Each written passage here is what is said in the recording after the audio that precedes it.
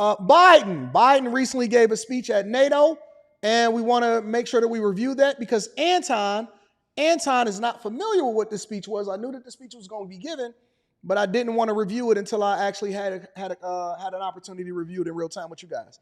So we're going to go ahead and spend some time to review Biden's recent speech with NATO, and then we're going to break it down and see if it's anything for us to be able to mine out, and if this is going to affect what we're going to vote for in November election. Let's get to it. President Biden addressing the NATO summit here in Washington, D.C. Good evening.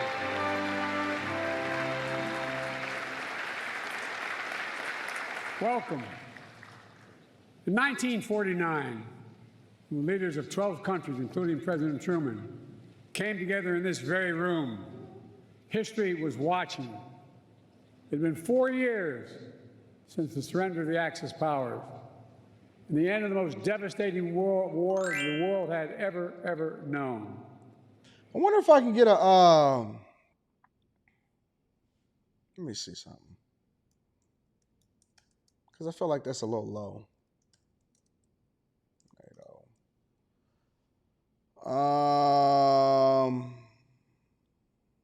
Give me a second. I'm going to see if I can get a better one. That's a little louder. So I feel like this one is a little low. So I want to thank you, Kennard. I'm going to be reading that super chat shortly. Good evening.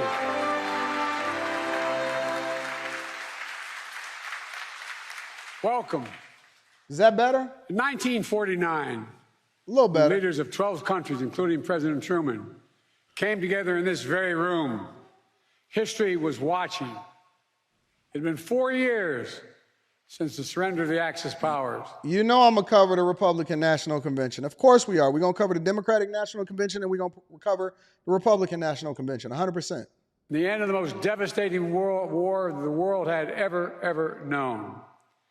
Here, these 12 leaders gathered to make a sacred pledge to defend each other against aggression, provide their collective security, and to answer threats as one, because they knew to prevent future wars, to protect democracies, to lay the groundwork for lasting peace and prosperity, they needed a new approach. They needed to combine their strengths. They needed an alliance. And here they signed the Washington Treaty and created the North Atlantic Treaty Organization, the single greatest, most effective defensive alliance in the history of the world. Mr. Secretary General, leaders of NATO countries, foreign and defense ministers, representatives from partner nations and the European Union, and members of Congress, distinguished guests, welcome to the 2024 NATO Summit. It's a pleasure.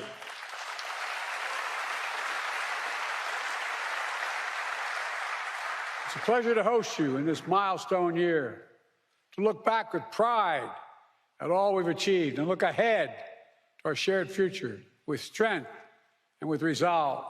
I see all of the mistakes that he's making. I'm trying to push through because, I think that the easy thing is for me to pick at whether or not he's coherent, how he's tripping up on his words, how stiff his neck is. I see all of y'all already saying that inside of the chat. Mushing his words together like Kyla Avery is saying. I think it's easy to do that. I'm trying to see if it's something that I can get of substance, because the easy thing to do would be pick on whether or not he can actually communicate effectively, or how old he is, or whether or not he's turning his neck, all of that stuff. But let's see if it's anything worth mining out of this, in addition to the fact that he's old as hell. Together, we rebuilt Europe from the ruins of war, held high the torch of liberty during long decades of the Cold War. When former adversaries became fellow democracies, we welcomed them into the alliance. He's stumbling his word. Like, it's bad. It is bad. It's 100% bad. I'm not saying that he's incapable. I'm just saying that it seems like there's early signs here. Broke out in the Balkans.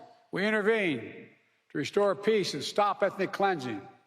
And when the United States was attacked on September 11th, our NATO allies, all of you, stood with us invoking Article 5 for the first time in NATO history. Sounds like he's spitting. Treating an attack on us as an attack on all of us. A breathtaking display of friendship that the American people will never, ever, ever forget. Through all this history, when great changes occurred, people would ask, can NATO adapt? And every time we proved we could adapt, and we did, evolving our strategies to stay ahead of threats, reaching out to new partners to increase our effectiveness. And here with us today are countries from the Indo-Pacific region. They're here because they have a stake in our success, and we have a stake in theirs. Today, NATO is more powerful than ever, 32 nations strong. For years, Finland and Sweden were among our closest partners. Now they have chosen to officially join NATO, and because of the power and meaning of Article 5 guarantee, that's the reason. It was the most important aspect of the alliance in 1949, and it is still the most important aspect. I'd also note, Finland and Sweden joined the alliance not just because their leaders sought it, because their citizens called for it in overwhelming numbers. Remember, NATO's character is fundamentally democratic, always has been and always must continue to be. And today, NATO is better resourced than it ever has been. I want to pause on this because it's significant. In the year 2020, the year I was elected president, only 9 NATO allies were spending 2% of their defense GDP on defense. This year, 23 will spend at least 2%. And some will spend more than that. And the remaining countries that have not yet reached that milestone will get there soon. This remarkable progress, proof that our commitment is broad and deep, that we're ready, that we're willing, we're able to deter aggression and defend every inch of NATO territory across every domain. What? And defend every inch of NATO territory across every domain: land, air, sea, cyber, and space. My friends, it's good that we're stronger than ever, because this moment in history calls for our collective strength. Autocrats want to overturn global order, which is... What? Autocrats want to overturn global order, which is by and large kept for nearly 80 years and counting. Terrorist groups continue to plot evil schemes to cause mayhem and chaos and suffering. In Europe, Putin's war of aggression against Ukraine continues. And Putin wants nothing less than Ukraine's total subjugation, to end Ukraine's democracy, to destroy Ukraine's culture, Ukraine's democracy, to destroy Ukraine's culture. You still believe that, Fa Brown? Because you got to remember, Fa Brown, that these speeches are written for him. They got them big old monitors right next to him, and then they tell you see the one that's right there up in the upper left-hand corner? They tell the cameraman to zoom all the way in on Biden so that it doesn't look like he's looking at the speeches. And the only thing he has to do, here, guys, let's remember this, is he has to read and then try to give a little bit of emotion into the speech. That's it. Read and give emotion into the speech. As long as you're a good reader and you know how to communicate effectively, you should be able to get through this. This is not hard. This is not something that you have to speak from the heart or anything like that. And just, be able to say what you mean and mean what you say. That's all you have to do. This is not a difficult thing for the person that's supposed to be a leader of the free world. Ukraine's democracy, destroy Ukraine's culture. Oh, man. Y'all not gonna sit here and try to gaslight me. You're not gonna sit here and try to gaslight me. Because you know me, I pay attention to the details. And to wipe Ukraine off the map. And we know Putin won't stop at Ukraine. But make no mistake, Ukraine can and will stop Putin.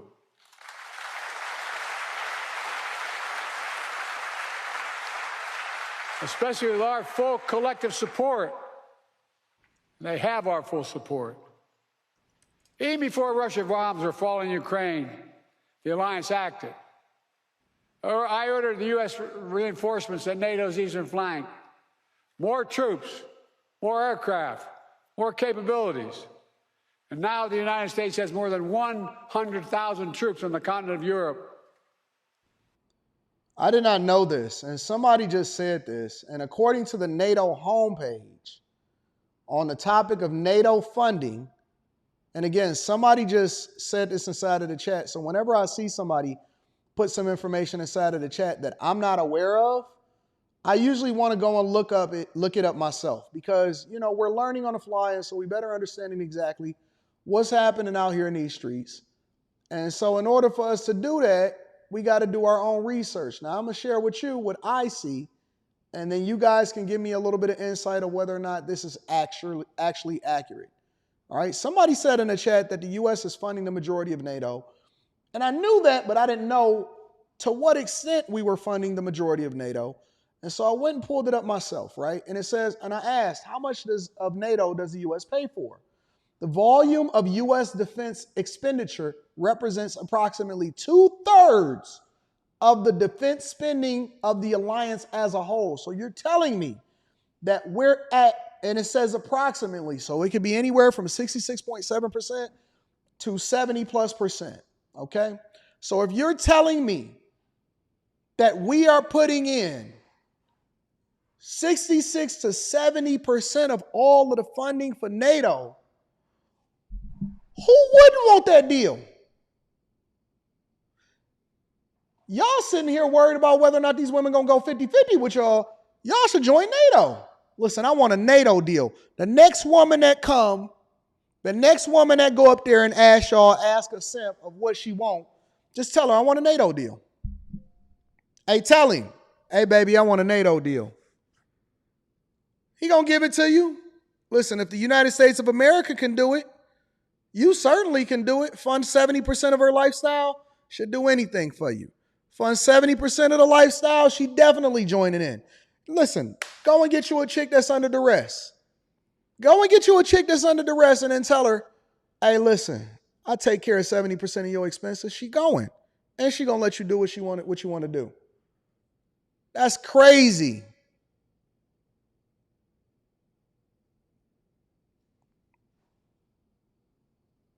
Let me see something.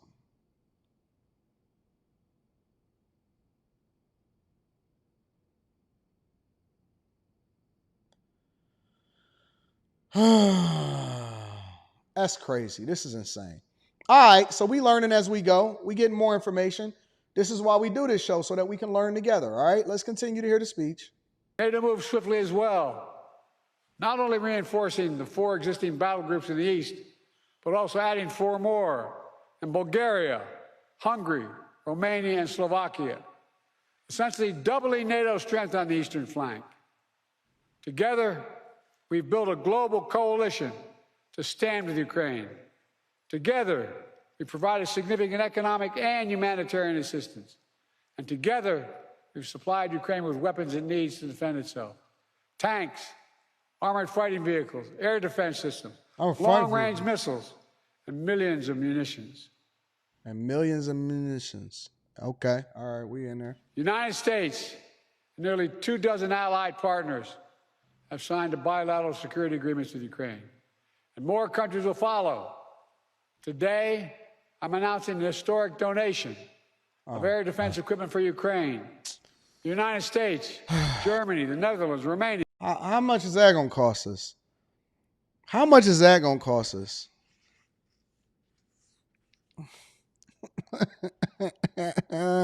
How much is that costing taxpayers? Because listen, you guys know. I don't know if you're familiar, but you guys have to know that this is your money. This isn't his money. He not spending his own money. He's getting paid by you guys to speak on your behalf on how much money that we giving over into another country in order to fund this proxy war. So we giving off more weapons, more stuff, more things at inflated prices. Listen, we're not just giving money to other countries. We're spending money on other countries and then giving the money and then giving it to them.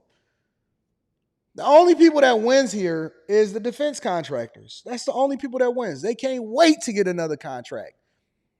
More money, more money. And Italy will provide Ukraine. Then they're going to tell us to tax the rich.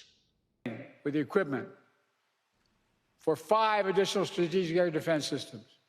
And in the coming months, the United States and our partners intend to provide Ukraine with dozens of additional tactical. We're going to provide Ukraine. Not provide, we're going to provide Ukraine. The United States and our partners intend to provide Ukraine with dozens of additional. This is so dumb, man. This is the dumbest thing that I've ever seen in my life. Oh my God. I don't know how y'all vote for this. Y'all so dumb.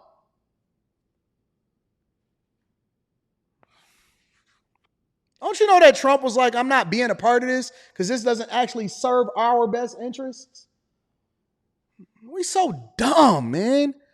I see these stupid boomers and Xers and these overly liberal people that like to dress with rainbows around them, and they continue to vote for this dumb stuff, bro.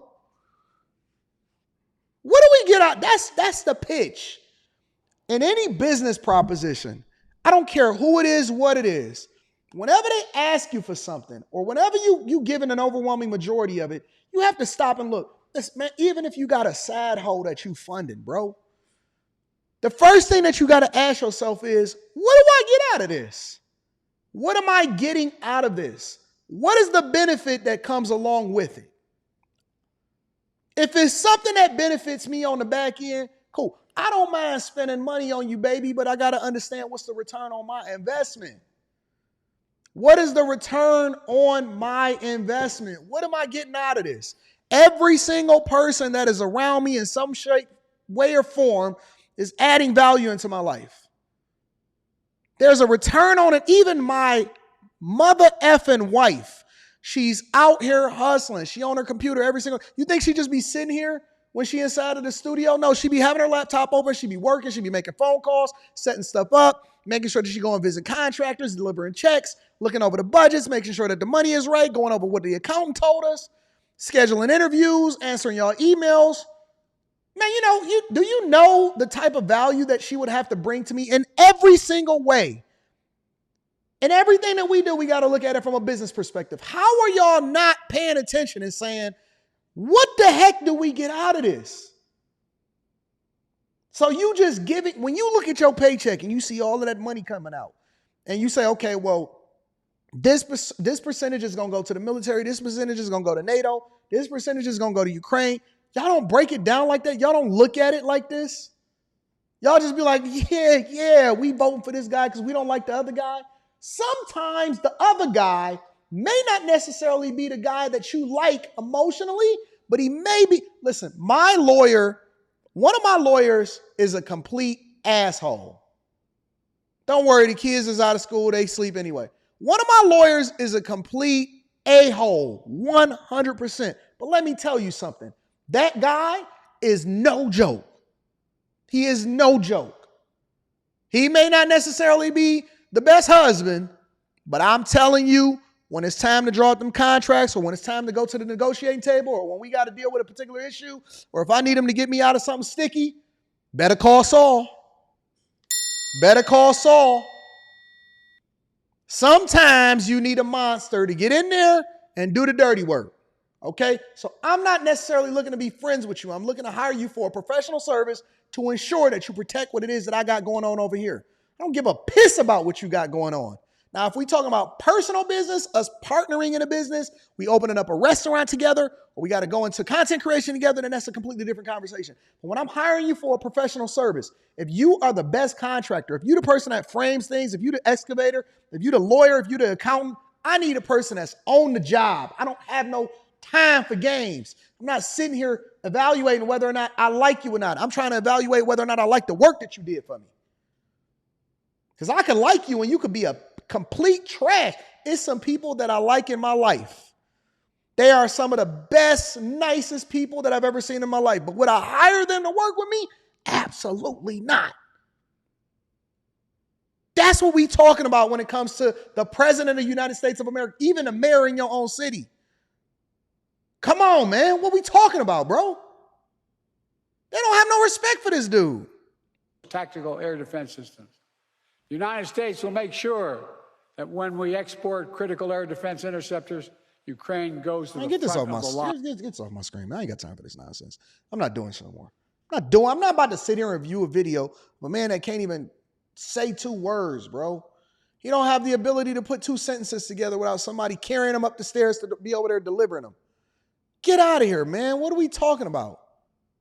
This ain't even nothing to debate. This ain't even.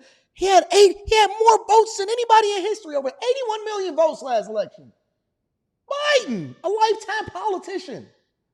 Get the hell out of here, bro. I'm not doing this. I'm about to sit here and finesse me.